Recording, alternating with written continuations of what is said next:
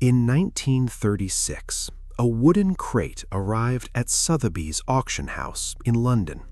Inside were hundreds of handwritten manuscripts, dense with cryptic symbols, coded language, and diagrams that looked like they belonged in a sorcerer's grimoire. The papers had been locked away for over 200 years, deliberately hidden from the public. When the economist John Maynard Keynes purchased them and began reading, he was stunned. These were not the writings of some medieval occultist. They were the secret notebooks of Isaac Newton. Nearly 1,000,000 words, not about gravity, not about optics, not about calculus, about alchemy. Newton, the man who proved that the universe runs on mathematics, had spent more of his life trying to turn lead into gold than he ever spent on the laws of motion. He had built a private laboratory next to his rooms at Cambridge where he heated mercury in crucibles, mixed arsenic with antimony, and scrawled references to Neptune's trident and the green lion in the margins of his physics notes. He experimented so obsessively with toxic metals that in 1693 he suffered a complete mental breakdown, paranoid, incoherent, writing deranged letters accusing his friends of conspiracies against him. Later analysis of his hair found mercury levels far beyond anything that could be considered safe. Keynes, after reading the 1,000,000 words that Newton never wanted the world to see, delivered a verdict that rewrote history. Newton was not the first of the Age of Reason, he was the last of the magicians. But here is the part that no one talks about. Newton was not an anomaly. He was not the only genius who fell into the rabbit hole of alchemy. Before him, the first emperor of China drank mercury until it killed him. A Swiss doctor burned every medical textbook in Europe and replaced them with poisons. A man born in a castle called Frankenstein boiled corpses in iron pots to extract the human soul. An English scientist drank poison in front of the Royal Society rather than admit his alchemy was a lie. And a woman whose name we barely know was beaten to death by her own husband for refusing to reveal the secret of turning metal into silver. Alchemy is not what you think it is. It is not a footnote in the history of science. It is not a quaint medieval superstition.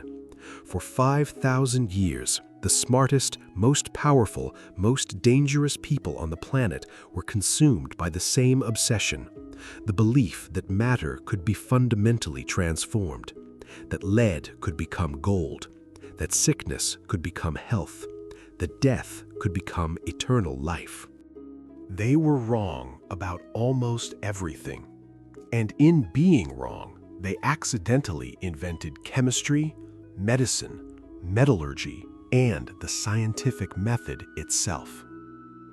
Even the colors of the rainbow bear Newton's alchemical fingerprint. When he split white light through a prism, he identified 7 colors, not 6, not 5, but 7. Most people cannot tell the difference between indigo and violet. Newton insisted on 7 because 7 was a sacred number in alchemy. 7 metals, 7 planets, 7 stages of the great work. You see a rainbow today and you count 7 colors because a man in a mercury-filled room in 1672 was still thinking like a magician. This is the story of the greatest, strangest, most dangerous obsession in human history. It starts with poison. It ends with a particle accelerator. And almost everyone involved either went mad, went broke, or died. 22 centuries before Newton poisoned himself with mercury in a Cambridge laboratory, someone on the other side of the world was doing the exact same thing, except this time, the man drinking the mercury was the most powerful human being on the planet. Qin Shi Huang unified China for the first time in 221 BCE. He standardized the currency, the writing system, the width of cart axles, and the legal code across a territory that stretched from the Yellow Sea to the Tibetan Plateau. He began construction of the Great Wall. He built a tomb so vast that it required 700,000 laborers. He was, by any measure, one of the most consequential rulers in the history of civilization. And he was terrified of dying. The emperor employed an army of feng-shi, court alchemists, mystics, and specialists in the occult, whose primary job was to find the elixir of immortality. He sent naval expeditions to search for the mythical islands of Penglai, where immortal beings were said to live. When the expeditions returned empty-handed, the emperor had people executed. When new alchemists arrived at court promising better results, the emperor gave them anything they asked for.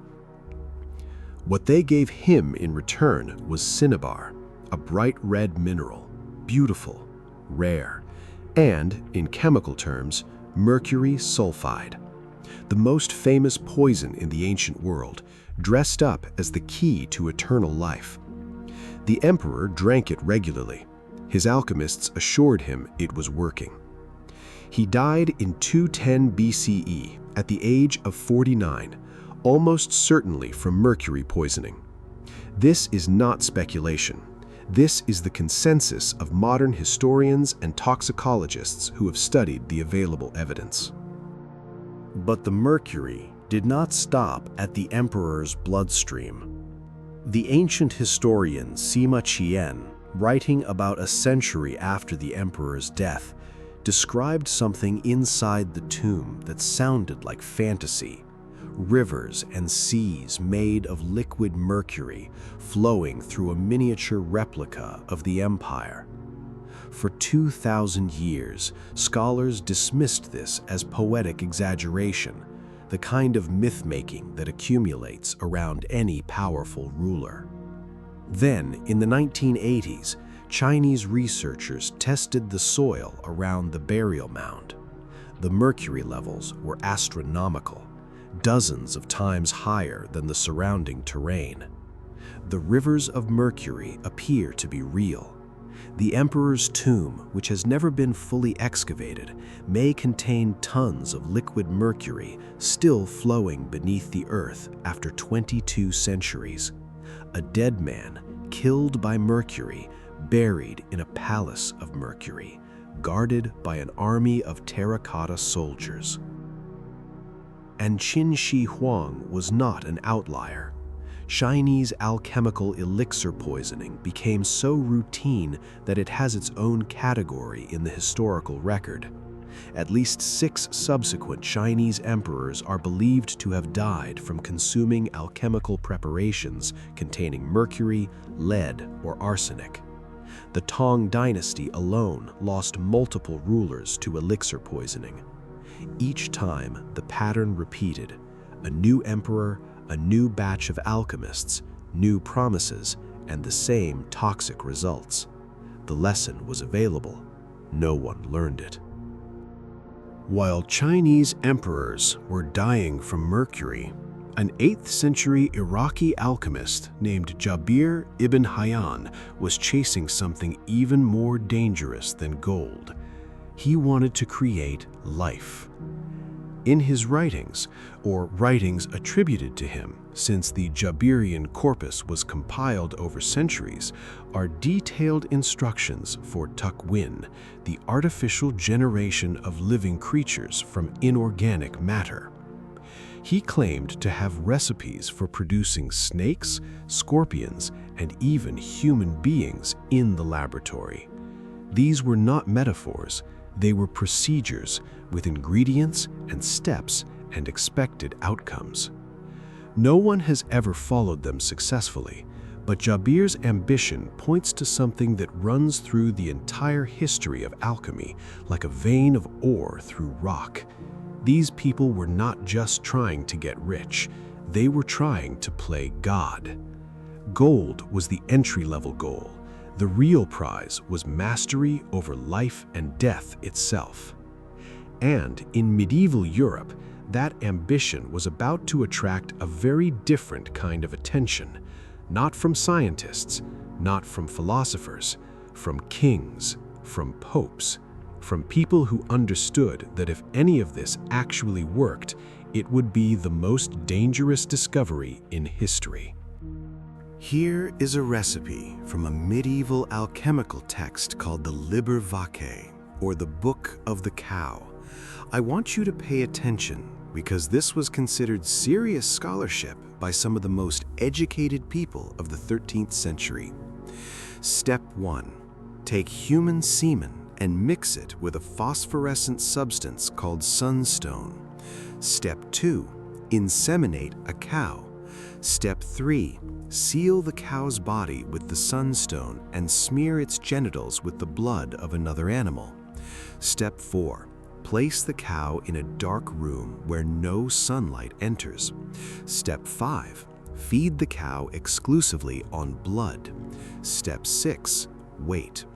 Eventually, according to the text, the cow will give birth to an unformed substance. Step 7. Place that substance in a powder of ground sunstone, sulfur, magnet, and green tutia, and stir with the sap of a white willow. The substance will grow human skin. What you now have, according to this text, is a homunculus, an artificial human being. If you decapitate it and give its blood to a man to drink, the man will transform into a cow or a sheep. If you rub its extracted intestines on your hands and feet, you can walk on water. If you keep it alive for a year and then place it in a bath of milk and rainwater, it will tell you things that are happening on the other side of the world. This sounds insane to modern ears, and it is. But here is the thing. The same tradition that produced the Book of the Cow also produced the recipe for sulfuric acid. The same intellectual framework that told people they could create artificial humans also told them they could separate chemical compounds through distillation, and that part turned out to be true. Alchemy was not a clean division between nonsense and science. It was everything, all mixed together, and the only way to sort it out was to try things and see what happened. Some of those trials produced genuinely world-changing results. Hennig Brand, a 17th century German alchemist, believed that because urine is yellow and gold is yellow, urine must contain gold. So he collected approximately 5,500 liters of human urine and boiled it down. He heated the residue in a furnace until it glowed red hot. What poured out was not gold. It was a waxy, luminous substance that spontaneously burst into flames when exposed to air. Brand had discovered the element phosphorus. The logic was ridiculous. The result was real. And then there was Nicolas Flamel. A Parisian scribe, born sometime in the 1330s, Flamel is one of the most famous names in the history of alchemy. According to a legend that formed around him centuries after his death, Flamel acquired a mysterious book written by Abraham the Jew that contained the secret of the philosopher's stone. After 21 years of study and a pilgrimage to Spain, Flamel performed his first successful transmutation on January 17, 1382, at noon. He turned mercury into gold.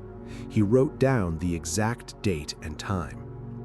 What is historically verifiable is that Flamel and his wife Perenelle went from modest means to extraordinary wealth in a relatively short period, and they donated enormous sums to churches and hospitals across Paris. What is not verifiable is where the money came from. After Flamel's death in 1418, the legends multiplied. His tomb was opened and found to be empty. He was spotted in India in the 17th century. He appeared at a Parisian opera in the 18th century, accompanied by his wife, both looking exactly as they had 400 years earlier. The historical evidence suggests that the real Nicholas Flamel was never an alchemist at all. He was likely a shrewd real estate investor who benefited from the Black Death's catastrophic effect on property prices. But the legend was irresistible because it answered the question that had driven alchemy for millennia. What if someone actually did it? J.K. Rowling put Flamel in the first Harry Potter novel as a 665-year-old man living quietly in Devon. The fictional version has now eclipsed the historical one so completely that most people who know the name Nicholas Flamel know it from a children's book, which is, in its own way, a kind of immortality. In 1527, a Swiss-German doctor who had renamed himself Paracelsus, a name chosen specifically to declare himself superior to the ancient Roman physician Celsus, did something that no medical professional in Europe had ever done before. He stood in front of a crowd of students at the University of Basel and burned a textbook. Not just any textbook. He burned the Canon of Medicine by Avicenna, the foundation of European medical education for over 4 centuries. Then he announced that everything his colleagues believed about medicine was wrong, and that he would teach only what he had learned from his own experiments. His real name was Theophrastus Bombastus von Hohenheim. The word bombastic literally comes from his family name. Paracelsus was an alchemist, but not the kind who chased gold. He chased cures. He believed that disease was not caused by an imbalance of the 4 humors, blood, phlegm, yellow bile, black bile, as every physician in Europe had insisted for 1,500 years. He believed that disease was caused by specific external agents that attacked the body, and that those agents could be fought with specific chemical substances. He used mercury to treat syphilis. He used antimony for infections. He used opium for pain. He invented laudanum, a tincture of opium dissolved in alcohol. That would be the world's primary painkiller for the next 400 years. Some of his patients lived. Others died horribly because the substances Paracelsus was administering were, in many cases, poisons. And he knew it. That was the point. He articulated the single most important principle in the history of pharmacology: dosis sola facit venenum. The dose alone makes the poison. Everything is toxic. Nothing is harmless. Water can kill you if you drink enough. Arsenic can save your life in the right amount. The only variable that separates medicine from murder is quantity. This idea, which Paracelsus stated in the 16th century, remains the foundational principle of every drug trial, every FDA approval, every medical prescription written anywhere on Earth today. Every time a doctor says take 2 pills, not 3, they are channeling Paracelsus. He died in 1541 at the age of 47. The cause of death is debated, but the leading theory is that he was poisoned, either by rivals who despised him or by the very substances he spent his life championing. The dose, it seems, finally caught up with the man who discovered it. While Paracelsus was revolutionizing medicine with poisons, one of the most brilliant minds in Elizabethan England was convinced he could talk to angels. John Dee, mathematician, advisor to Queen Elizabeth I, the man who coined the phrase British Empire, had partnered with Edward Kelly, a man who may have been one of the greatest con artists in English history. Kelly claimed that by gazing into a polished obsidian mirror, he could channel communications from angelic beings who would reveal the secrets of the universe. Dee, despite his formidable intellect, believed him completely. For years, they conducted angelic sessions together, meticulously recording the angels' messages. The angels dictated an entire language, Enochian, with its own grammar and syntax. They dictated instructions for rituals. And then, in 1587, Kelly informed Dee that an angel named Medimi had ordered them to share everything in common, including their wives. Dee was devastated, but he believed it was a divine command. The wife-swapping proceeded. The partnership, unsurprisingly, collapsed shortly afterward. Kelly's end was grimmer. He traveled to Prague, where he promised Emperor Rudolf II that he could produce gold. When he failed to deliver, he was imprisoned. He attempted to escape by climbing down a rope made from bedsheets. He fell, shattered both of his legs, and died from his injuries. Dee returned to England, where he spent his final years in poverty, stripped of his influence, his library, and his reputation. The man who had advised the Queen of England died forgotten, surrounded by pages and pages of messages from beings that, in all probability, existed only in the imagination of a man who knew how to exploit the faith of a genius. The pattern was always the same: the most brilliant minds, the highest ambitions, and an outcome that ranged from humiliation to tragedy to death. It was as if alchemy had a price, and the price was always paid by the person who believed in it most. Chapter 5. Everyone Dies. On an afternoon in 1783, James Price invited the members of the Royal Society to his laboratory for what he promised would be a definitive demonstration of alchemical transmutation. Price was not a street-corner charlatan. He held a medical degree from Oxford. He was a Fellow of the Royal Society, the most prestigious scientific organization in England. The year before, he had conducted a series of public experiments in which he appeared to transform mercury into gold and silver using a mysterious red and white powder. He had published the results. He had shown the products to respected witnesses. People had believed him. Then the Royal Society asked him to repeat the experiments under controlled conditions. Price began to stall. He claimed the powders were expensive and difficult to produce. He said he was ill. He needed more time. The pressure mounted. The Royal Society members made it clear that Price's fellowship was at stake. Finally, Price agreed to a demonstration. When the Royal Society members arrived at his laboratory, Price did not reach for his crucibles. He reached for a flask of laurel water, a distillation of cherry laurel leaves that produces hydrocyanic acid, one of the deadliest poisons known to 18th century chemistry. He drank the entire flask. He died in front of them. The last prominent alchemist in England chose death over the admission that he could not do what he had claimed. Let that sit for a moment. He would rather die than say the words, "It doesn't work." The scientific death blow came from France.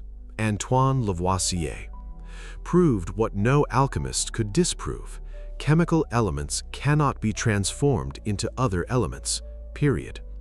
Alchemy was not merely wrong, it was impossible. Lavoisier was 50 years old. He was the most important chemist alive, and on May 8, 1794, the French Revolution cut off his head. He had been a tax collector before he was a scientist, and during the Reign of Terror, that was a death sentence. The Revolutionary Tribunal tried him in the morning and executed him in the afternoon. The judge reportedly said, "The Republic has no need of scientists." His colleague, Joseph Louis Lagrange, said, "It took them only an instant to cut off his head, and 100 years might not suffice to reproduce its like." The man who killed alchemy was killed by history. There is a symmetry to this that feels almost alchemical. But before alchemy fully collapsed, it produced one more story, the most haunting one of all. Her name was Fang. That is the only name we have. She lived in China roughly 2,000 years ago, and she discovered something real. A method of purifying silver using mercury, a technique called amalgamation that is still used in metallurgy today. She may have been associated with the imperial court. She may have taught alchemy to one of the emperor's consorts. The records are thin, fragmentary, and written by people who were not particularly interested in preserving the details of a woman's life. What we do know is this: Fang's husband wanted the secret. He demanded it. She refused. She told him, this knowledge cannot be gained unless one has the right destiny. He beat her. She still refused. He beat her again and again, over days or weeks or months. The sources do not specify the duration, only the persistence. Eventually, Fang lost her mind. She ran from the house naked, covered her body in mud, and died. The secret died with her. No record of her method survives. A woman who had discovered something genuinely valuable, not metaphorical gold, not symbolic transformation, but an actual, working chemical process, was destroyed not by her own experiments, but by the violence of a man who could not accept that knowledge might not belong to him.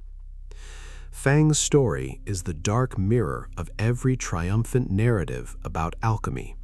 For every Newton who went mad from Mercury, there was someone whose suffering left no famous papers, no auction at Sotheby's, no quote by Keynes. The history of alchemy is full of missing names. But the story does not end with death and failure. It ends with something stranger. In the 20th century, nuclear physics revealed what the alchemists had always intuited but never had the tools to prove: that elements are not immutable. They are defined by the number of protons in their nucleus, and that number can be changed. In 1941, physicists at Harvard used a cyclotron to bombard atoms of bismuth with high-energy particles, knocking protons loose and creating atoms of gold. It worked. The alchemist's dream, stated in the most literal possible terms, had come true. The cost of the gold produced was approximately $1 quadrillion per ounce. The universe had delivered the cruelest possible punchline. Yes, you can turn base metal into gold. The physics allows it. The economics make it the most expensive substance ever created by human hands. 5,000 years of obsession, and the answer turned out to be, you were right, but it doesn't matter. And it was about to happen again on an even grander scale, inside a machine that the medieval alchemists could not have imagined in their wildest, most mercury-addled visions. Chapter 6. 29 picograms. In May of 2025, the ALICE collaboration at CERN announced that the Large Hadron Collider had done what 5,000 years of alchemists could not. It had turned lead into gold. The LHC was producing gold at a rate of 89,000 nuclei per second. During Run 2, between 2015 and 2018, approximately 86 billion gold nuclei were created across the 4 major experiments. 86 billion nuclei. The total mass? 29 picograms. That's just 29 trillionths of a gram. To make a single wedding ring, you would need to run the most powerful machine ever built by human civilization for longer than the current age of the universe. CERN's announcement included a line that seemed to carry the weight of 5 millennia. While the dream of medieval alchemists has technically come true, their hopes of riches have once again been dashed. And there it is, the end of the longest experiment in human history. From the workshops of Alexandria to the court of Qin Shi Huang, from Jobber's laboratory in 8th century Iraq to Newton's secret furnace at Cambridge, from Flamel's mysterious fortune in medieval Paris to a woman called Fang who took her secret to a muddy grave, from a man who drank poison in front of the Royal Society to a man who lost his head to the guillotine. All of it leading here, to a tunnel under Switzerland, where lead becomes gold for a fraction of a second, before slamming into a beam pipe and ceasing to exist. But consider what the pursuit actually produced. Not gold. Alchemy never produced gold in any quantity that mattered. What it produced was a way of thinking, the idea that the world is not fixed, that matter can be understood, manipulated, transformed, that if you heat something long enough, dissolve it in the right acid, distill it through the right apparatus, you can learn something about the fundamental nature of reality. The alchemists believed that buried inside base metal was something golden waiting to be released. They were not talking about atoms or protons or electromagnetic dissociation. They did not have the language for that, but the intuition that the ordinary contains the extraordinary, that transformation is possible, that the universe is hiding something magnificent inside something mundane. That intuition turned out to be true in ways they never could have imagined. Inside every atom of lead, there really is the potential for gold. You just need the most expensive machine in human history to get it out. And even then, you get 29 picograms.